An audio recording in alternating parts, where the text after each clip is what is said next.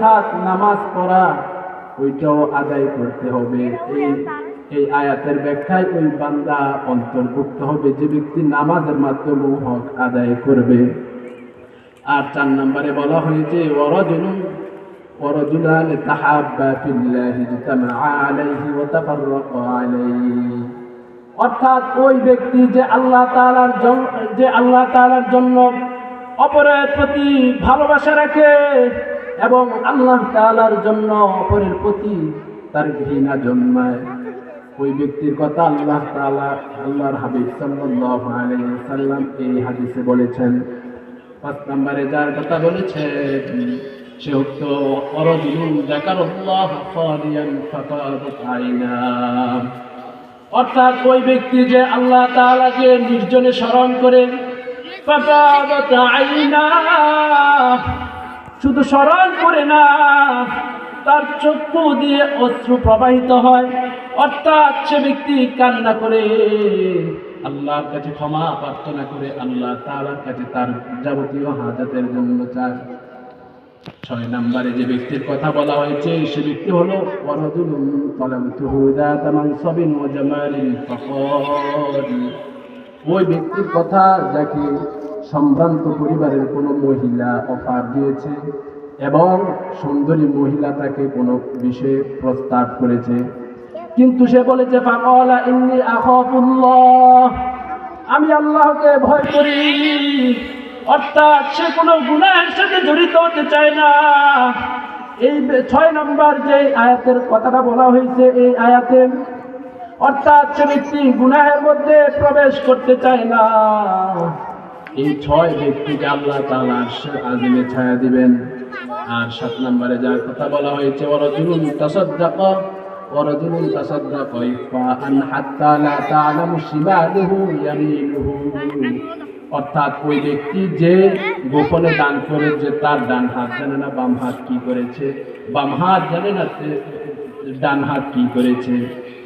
এই 7 জনের কথা এই হাদিসে বলা হয়েছে, অর্থাৎ এই 7 জন ব্যক্তি যদি তারা তাদের কর্মের ফল যদি ভালো করতে পারে, তারা যদি তাদের নিজেদের কর্মের ফল যদি প্রতিফলন ভালো করতে পারে, আল্লাহর হাবিব সাল্লাল্লাহু আলাইহি ওয়াসাল্লাম বলেন আল্লাহ তাআলা ইউযিল্লুহুমুল্লাহু ফি যিল্লিহি ইয়াওমা লা যিল্লা ইল্লা যিল্লুহু, আল্লাহ তাআলা ওই আরশে আজিমে 7 ব্যক্তির ছায়ার ব্যবস্থা করে দিবেন।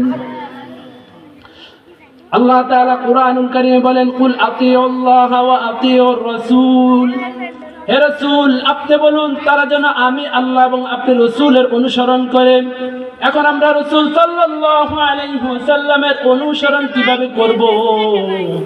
আল্লাহর হাবিব সাল্লাল্লাহু আলাইহি ওয়াসাল্লাম বলেন তারাকতু ফীকুম আমরাইন লা তাদিল্লু মা তামাসসাকতুম বিহিমা কিতাবাল্লাহ ওয়া সুন্নাত রাসূলি, অর্থাৎ যে ব্যক্তি আমি তোমাদের মাঝে 2টি জিনিস রেখে যাচ্ছি, যতদিন পর্যন্ত তোমরা তা আঁকড়ে ধরবে ততদিন পর্যন্ত তোমরা পথভ্রষ্ট হবে না, তোমরা ক্ষতিগ্রস্ত হবে না।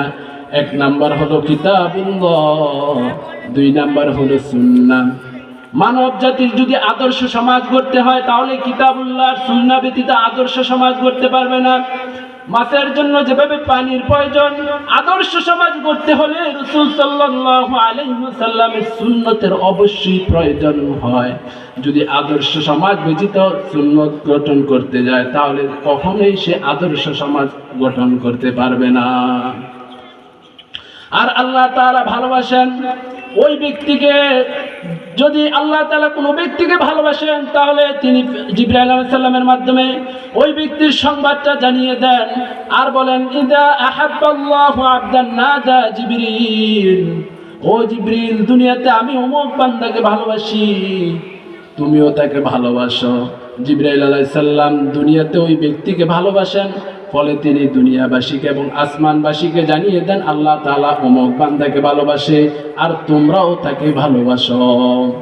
অর্থাৎ আমরা যদি রাসূল সাল্লাল্লাহু আলাইহি ওয়াসাল্লামকে ভালোবাসি, রাসূল সাল্লাল্লাহু আলাইহি ওয়াসাল্লাম যেই সমস্ত কথাগুলো আমাদের মাঝে বলে গিয়েছেন, যেই সমস্ত কথাগুলো আমাদেরকে হাদিসের মাধ্যমে জানিয়ে দিয়েছেন, যদি আমরা তা আমাদের নিজেদের চরিত্র গঠনের মধ্যে নিয়ে যাই, তাহলে আমরা সুফল কাম হব, আমাদের জীবনটাও সুন্দর হবে, পরকালের জীবনটাও সুন্দর হবে।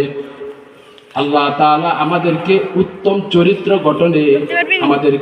চরিত্র গঠন করার জন্য যেভাবে যেটা করার প্রয়োজন হয়, যদি আমাদেরকে ইসলামের জন্য, যদি রাসূল সাল্লাল্লাহু আলাইহি ওয়াসাল্লামের সুন্নাত গঠন করার জন্য আমাদেরকে নামাজ পড়ার প্রয়োজন হয়, তাহলে আমরা নামাজ পড়ব।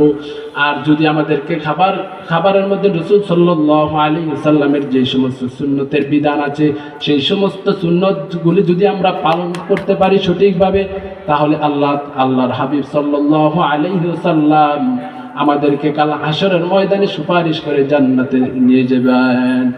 আল্লাহ তাআলা আমাদেরকে রাসূল সাল্লাল্লাহু আলাইহি ওয়াসাল্লামকে পরিপূর্ণ ভালোবাসার তৌফিক দান করুন। সকলে আমিন। ওয়া আখিরু দাওয়ানা আলহামদুলিল্লাহ।